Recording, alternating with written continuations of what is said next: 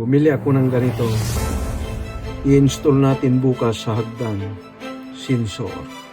Yan, tatlong ganito. Okay, testing natin guys. At buksan natin. Tingnan natin ilagay. Itong gitna guys ay ground. Yan. Yan.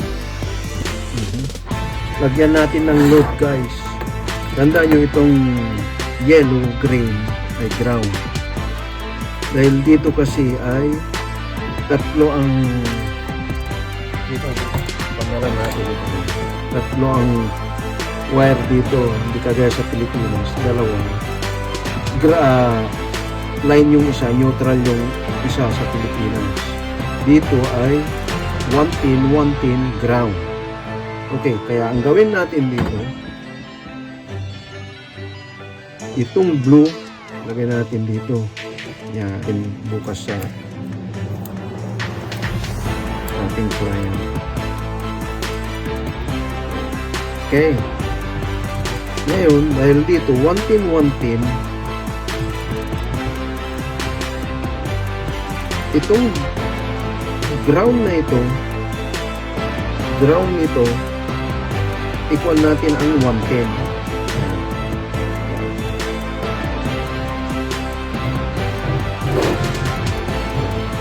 Isama natin ang load ng ilaw. Isama natin yan.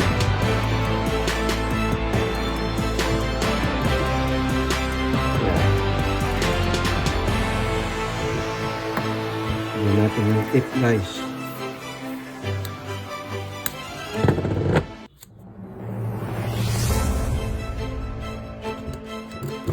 Dahil dito 1 pin saka ground. Eh, sa Pilipinas ay line saka ground. Yan.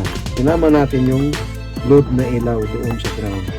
Ngayon, itong ground na ito, dahil ginamit natin yung ground sa 110 saka 110, ito, wala nang silbi ito ngayon.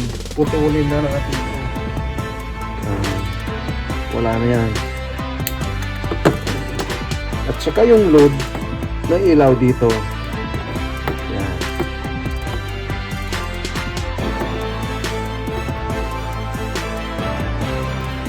Pero pag sa Pilipinas ay ito yung 220 at saka dito yung ground. Saka kasama yung ground sa load. Saka dito yung kwan. Ngayon, hindi na natin gamitin ito dahil 1 pin, ground. Yan. Ngayon, itry natin guys.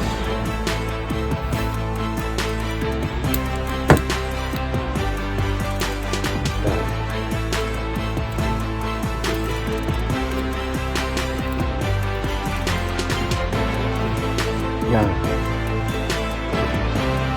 Yan, ayan. Ilagay natin ngayon sa 3 seconds. Ayan o. 10 seconds, 30 seconds. Yan. 90 seconds, 3 minutes, 7 minutes, 15 minutes. Lagay natin sa 10 seconds. Ito ay adjustment ng madilim or maliwanag ang kanyang sensor. Okay.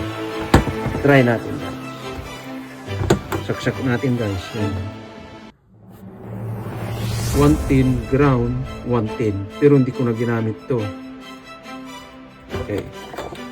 1, 2, 3. Yan. Oh. Kung automatic, mamatay every 10 seconds. Sensor. Pag may dumaan, mag-uon yan. Testing natin. Okay. Alis ako dito. Babalik. Yan. Babalik ako. Okay. Yan guys, oh. Yan. Yan ang connection niya. Yan. Kahit na hawakan mo to, wala yan. Dahil yan, ground yan. Okay. Yan. Alis ako ulit at titignan natin. 10 seconds, mamamatay. Tapos, babalikan ko iilaw.